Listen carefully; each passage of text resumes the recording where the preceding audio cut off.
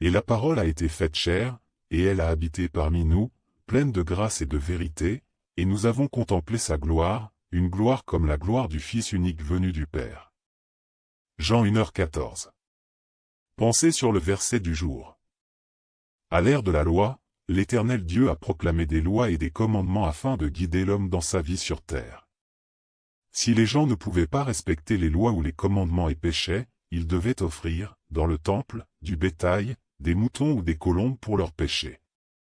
À la fin de l'ère de la loi, la corruption de l'humanité devint de plus en plus profonde, et les gens vivaient dans le péché, violaient souvent les lois et les commandements, et n'avaient pas assez d'offrandes pour sacrifier à Dieu. Ils risquaient d'être condamnés et mis à mort en raison de leur violation. Pour sauver l'humanité, durant l'ère de la grâce, Dieu s'est incarné sous la forme du Seigneur Jésus sur terre. Il a été cloué sur la croix pour l'humanité et a racheté l'homme du péché, permettant aux gens de venir devant Dieu et de prier Dieu au nom du Seigneur, de confesser et de se repentir, d'être pardonnés pour leurs péchés. Découvrez les prophéties bibliques sur le retour de Jésus dans notre groupe WhatsApp d'études gratuites. Cliquez ici pour participer. L'humanité n'a pas besoin d'offrir des sacrifices dans le temple. Si Dieu n'avait pas été incarné sous les traits du Seigneur Jésus pour faire l'œuvre de la rédemption, l'humanité vivrait dans les liens de la loi et souffrirait. Il ne pourrait pas prier directement Dieu ou s'approcher de Dieu.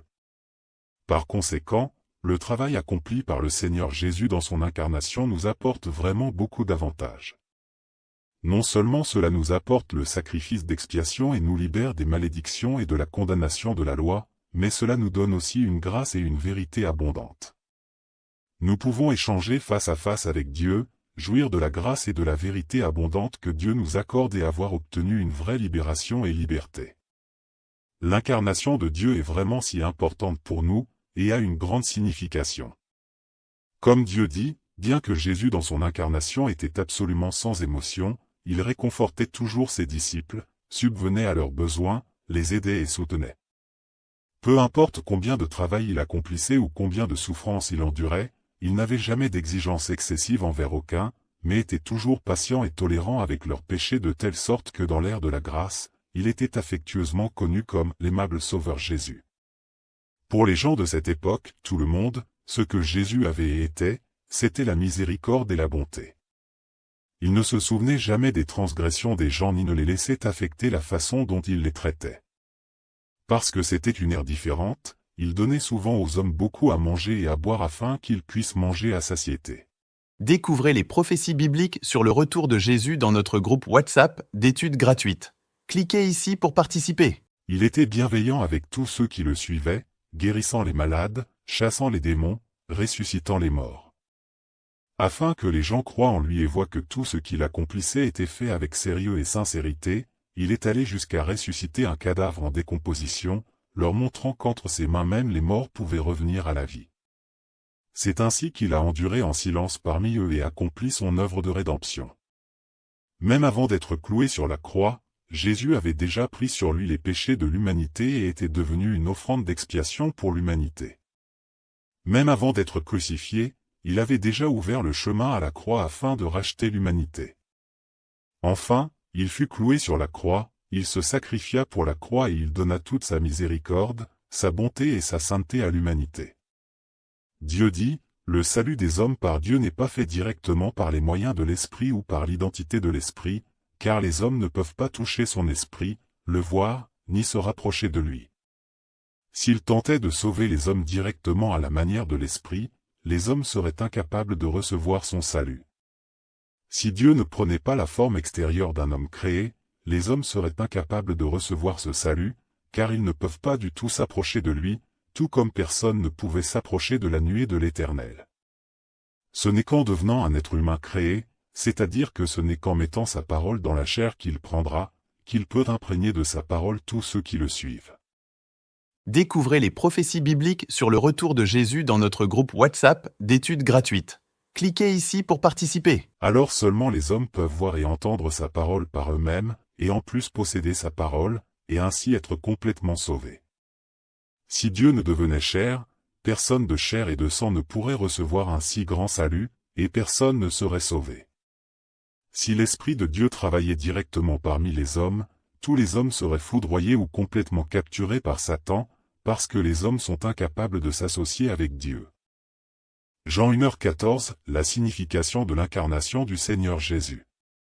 Le verset du jour. Et la parole a été faite chair, et elle a habité parmi nous, pleine de grâce et de vérité, et nous avons contemplé sa gloire, une gloire comme la gloire du Fils unique venu du Père. Jean 1h14. Pensez sur le verset du jour.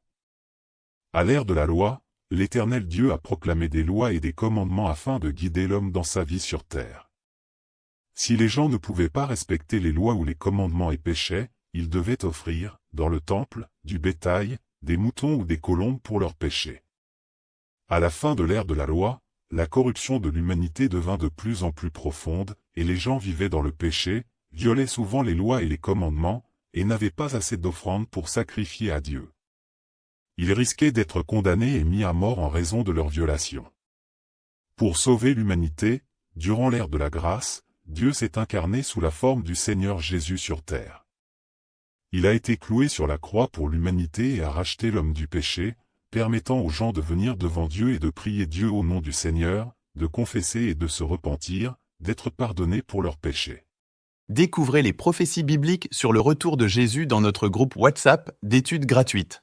Cliquez ici pour participer. L'humanité n'a pas besoin d'offrir des sacrifices dans le temple. Si Dieu n'avait pas été incarné sous les traits du Seigneur Jésus pour faire l'œuvre de la rédemption, l'humanité vivrait dans les liens de la loi et souffrirait. Il ne pourrait pas prier directement Dieu ou s'approcher de Dieu. Par conséquent, le travail accompli par le Seigneur Jésus dans son incarnation nous apporte vraiment beaucoup d'avantages. Non seulement cela nous apporte le sacrifice d'expiation et nous libère des malédictions et de la condamnation de la loi, mais cela nous donne aussi une grâce et une vérité abondantes. Nous pouvons échanger face à face avec Dieu, jouir de la grâce et de la vérité abondante que Dieu nous accorde et avoir obtenu une vraie libération et liberté. L'incarnation de Dieu est vraiment si importante pour nous, et a une grande signification. Comme Dieu dit, bien que Jésus dans son incarnation était absolument sans émotion, il réconfortait toujours ses disciples, subvenait à leurs besoins, les aidait et soutenait. Peu importe combien de travail il accomplissait ou combien de souffrances il endurait, il n'avait jamais d'exigence excessive envers aucun, mais était toujours patient et tolérant avec leurs péchés de telle sorte que dans l'ère de la grâce, il était affectueusement connu comme l'aimable Sauveur Jésus. Pour les gens de cette époque, tout le monde, ce que Jésus avait et était, c'était la miséricorde et la bonté. Il ne se souvenait jamais des transgressions des gens ni ne les laissait affecter la façon dont il les traitait.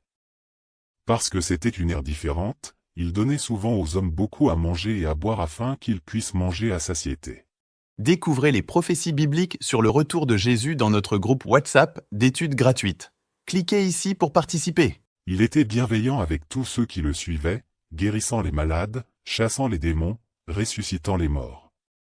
Afin que les gens croient en lui et voient que tout ce qu'il accomplissait était fait avec sérieux et sincérité, il est allé jusqu'à ressusciter un cadavre en décomposition, leur montrant qu'entre ses mains même les morts pouvaient revenir à la vie. C'est ainsi qu'il a enduré en silence parmi eux et accompli son œuvre de rédemption. Même avant d'être cloué sur la croix, Jésus avait déjà pris sur lui les péchés de l'humanité et était devenu une offrande d'expiation pour l'humanité. Même avant d'être crucifié, il avait déjà ouvert le chemin à la croix afin de racheter l'humanité. Enfin, il fut cloué sur la croix, il se sacrifia pour la croix et il donna toute sa miséricorde, sa bonté et sa sainteté à l'humanité. Dieu dit, le salut des hommes par Dieu n'est pas fait directement par les moyens de l'esprit ou par l'identité de l'esprit, car les hommes ne peuvent pas toucher son esprit, le voir, ni se rapprocher de lui. S'il tentait de sauver les hommes directement à la manière de l'esprit, les hommes seraient incapables de recevoir son salut. Si Dieu ne prenait pas la forme extérieure d'un homme créé, les hommes seraient incapables de recevoir ce salut, car ils ne peuvent pas du tout s'approcher de lui, tout comme personne ne pouvait s'approcher de la nuée de l'Éternel. Ce n'est qu'en devenant un être humain créé, c'est-à-dire que ce n'est qu'en mettant sa parole dans la chair qu'il prendra, qu'il peut imprégner de sa parole tous ceux qui le suivent. Découvrez les prophéties bibliques sur le retour de Jésus dans notre groupe WhatsApp d'études gratuites. Cliquez ici pour participer. Alors seulement les hommes peuvent voir et entendre sa parole par eux-mêmes, et en plus posséder sa parole, et ainsi être complètement sauvés.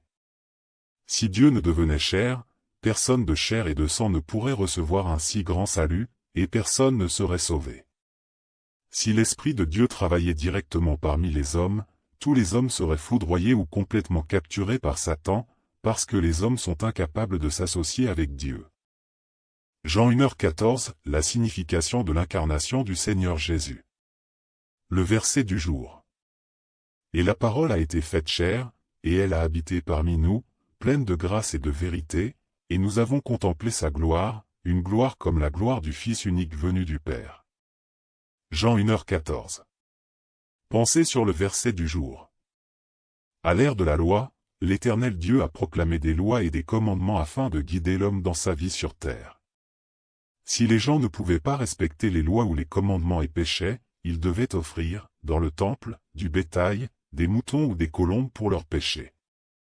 À la fin de l'ère de la loi, la corruption de l'humanité devint de plus en plus profonde, et les gens vivaient dans le péché, violaient souvent les lois et les commandements, et n'avaient pas assez d'offrandes pour sacrifier à Dieu. Ils risquaient d'être condamnés et mis